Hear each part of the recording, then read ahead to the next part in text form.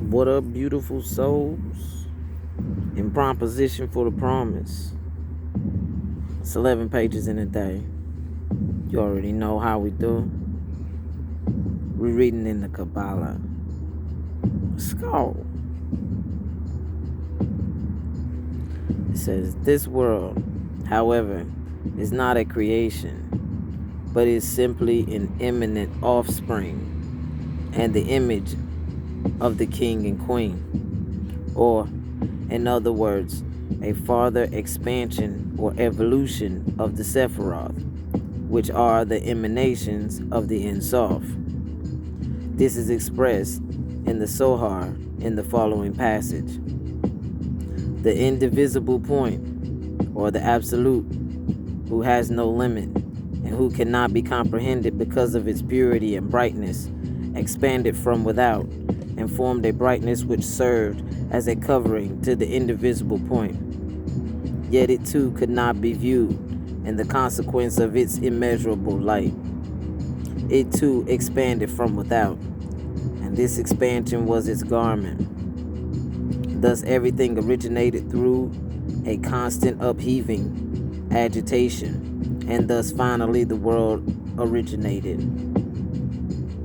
The universe therefore is an imminent emanation from the Sephiroth, and reveals and makes visible the boundless and the concealed of the concealed. And though it exhibits the deity in less splendor than its parents, the Sephiroth, because it is further removed from the primordial source of light, yet as it is, source manifested, all the multifarious forms in the world point out the unity which they represent, and nothing in it can be destroyed, but everything must return to the source whence it emanated. Hence it is said that all things of which this world consists, spirit as well as body, will return to their principle and the root from which they proceeded. That is from the Sohar. It is the beginning and end of all the degrees in the creation.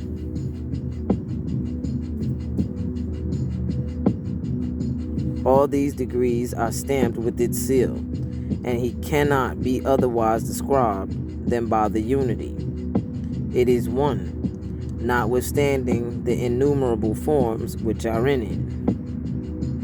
Now these Sephiroth, or the world of emanation, or the Atlantic world, gave birth to 3 worlds in the following order. From the conjunction of the king and queen proceeded 1. The world of creation, or the Briatic world, also called the throne, which is the abode of pure spirits, and which is, like its parents, consists of 10 Sephiroth or emanations. The Briatic world again gave rise to the world the world of formation, or the Jeseteric world, which is the habitation of angels, and also consists of 10 Sephiroth, whilst the Jeseteric world again sent forth number 3, the world of action, or the Asaic world. I do not want to mispronounce these words, but it is spelled Assiatic. That world, also called the world of Keliphoth. Keliphoth is Keliphoth, so you go for it, which contains the spheres and matter, and is the residence of the Prince of Darkness and his legions. Okay, now it's getting interesting. Or, as the Sohar describes it, after the Sephiroth, and for their use, the source made the throne, or the world of creation, with 4 legs and 6 steps, thus making 10. For this throne and its service, it formed the 10 angelic hosts, And then it names the actual 10 angelic hosts.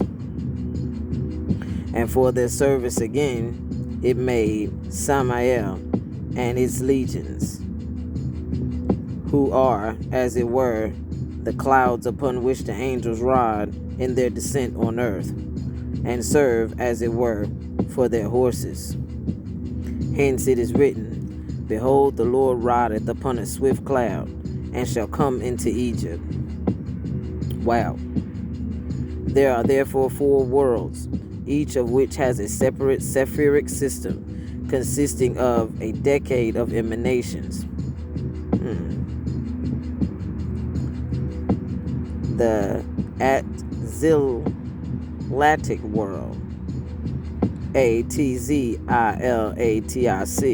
that world, called alternately the world of emanations, the image, and the heavenly man, which by virtue of its being a direct emanation from source and most intimately allied with the deity, is perfect and immutable.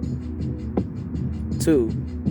The Briatic world, Briatic, that world, called the world of creation, and the throne, which is the immediate emanation of the former, and whose 10 Sephiroth, being further removed from the Ein Sof, are of a more limited and circumscribed potency, though the substances they comprise are of the purest nature and without any admixture of matter. Number 3, that J world, Jetziratic, that world, called the world of formation and the world of angels, which proceeded from the former world, and whose 10 Sephiroth, though of a still less refined substance than the former, because further removed from the primordial source, are still without matter. It is in this angelic world where those intelligent and uncorporeal beings reside, who are wrapped in a luminous garment, and who assumes a sensuous form when they appear to man. And 4, that A word, the Assiatic, that world, called the world of action and the world of matter, which emanated from the preceding world, the 10 Sephiroth of which are made up of the grosser elements of all the former 3 worlds, and which has sunk down in consequence of its materiality and heaviness. Damn. Its substances consist of matter limited by space and perceptible to the senses in a multiplicity of forms. Oh, it's getting real good. It is subject to constant changes, generations, and corruptions, and is the abode of the evil spirit. Before leaving this doctrine about the creation and the relationship of the Supreme Being to the universe, we must reiterate 2 things. 1. Though the Trinity of the Sephiroth gave birth to the universe, or in other words, is an evolution of the emanations, and is thus a further expansion of the deity itself, it must not be supposed that the Kabbalists believe in a Trinity in our sense of the word. Their view on this subject will be best understood from the following remark in the Zohar. Whoso wishes to have an insight into the sacred unity, let him consider a flame rising from a burning coal or a burning lamp. He will see first a 2-fold light, a bright white and a black or blue light. The white light is above and ascends in a direct light, whilst the blue or dark light is below and seems as the chair of the former. Yet both are so intimately connected together that they constitute only one flame. The seat, however, formed by the blue or dark light is again connected with the burning matter which is under it again.